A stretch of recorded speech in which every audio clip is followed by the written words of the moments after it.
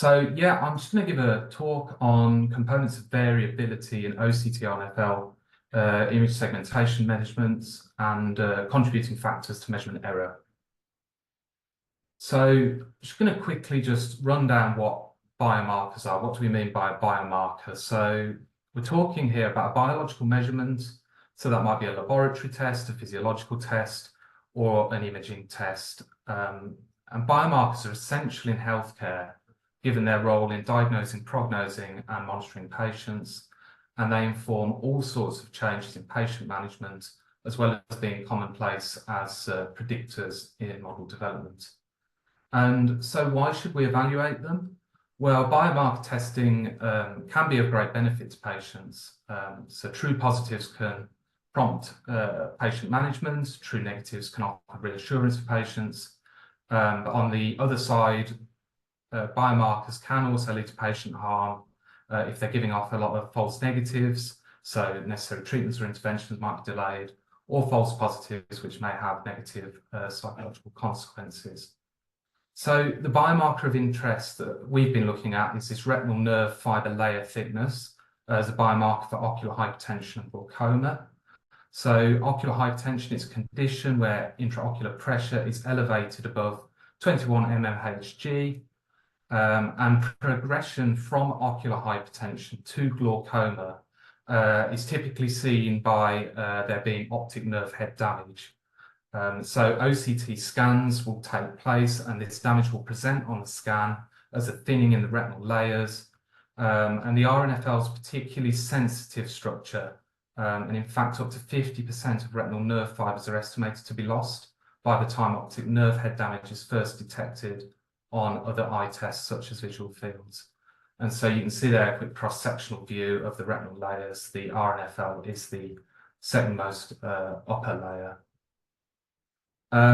So the way RNFL is quantified is by its thickness, and this is measured by OCT image segmentation. Yes, so to quantify RNFL thinning demonstrated in a given OCT scan, an automated process trying to calculate retinal layer thickness from images of the optic nerve head is used. This is called segmentation. Measurements are made in microns, and there are several device manufacturers existing for this, which combine the scanning and the segmentation protocols. One widely used instrument being by Heidelberg. So you can see here the patients having their scan.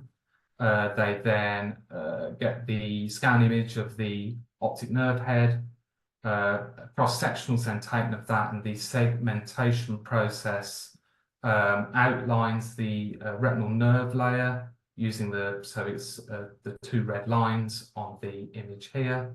And then it comes out with some average thickness measurements, both by sector, but then also a global thickness measurement across the whole RNFL.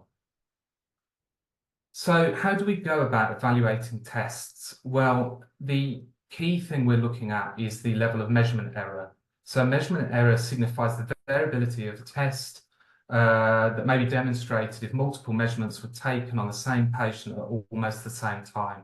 So where there's little measurement error, you'll get very similar measurements.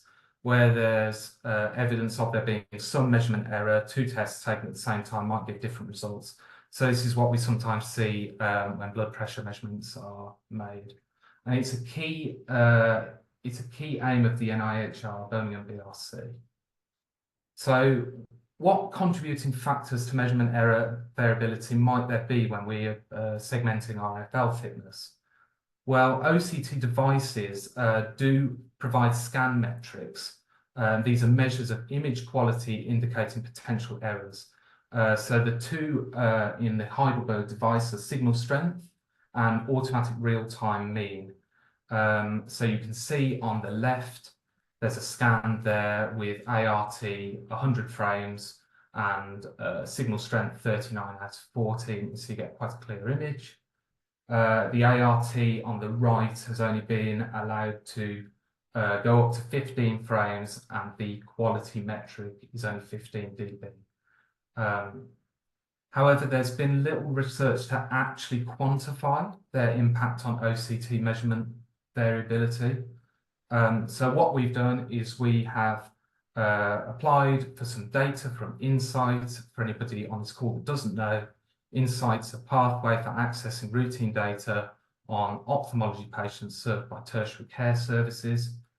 And so we conducted a study using real-world clinical data of patients with bilateral ocular hypertension, and they were part of a pre-glaucoma monitoring program in a tertiary ophthalmology department.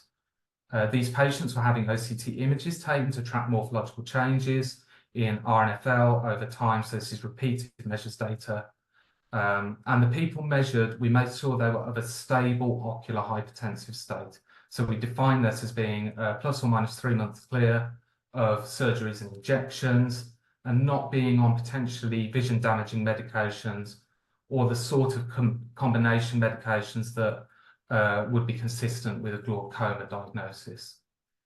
And so the levels of measurement variance in RNFL were estimated using 3 statistical methods for extrapolating error variability. And then we also compared measurement error variances with and without accounting for the manufacturer's criteria of acceptable scan quality. So just to briefly give some results from that, we had 2,042 OCT scans meeting the criteria, that's left and right eyes, on 304 patients. The mean RNFL thickness was 89 microns, and patients were followed up for a median of 2 years up to 6 years, and the mean number of visits per patient was 3. So what happened to the measurement error variance estimates? Well, in the image on the left, that's our poor quality image. Measurement error variability, when we didn't account for that, was between about 30 and 33 microns squared. However, when we removed the 258 scans that were below the manufacturer criteria for quality, measurement error variability decreased to between 3 and 8 microns squared, and that was almost a 70% reduction.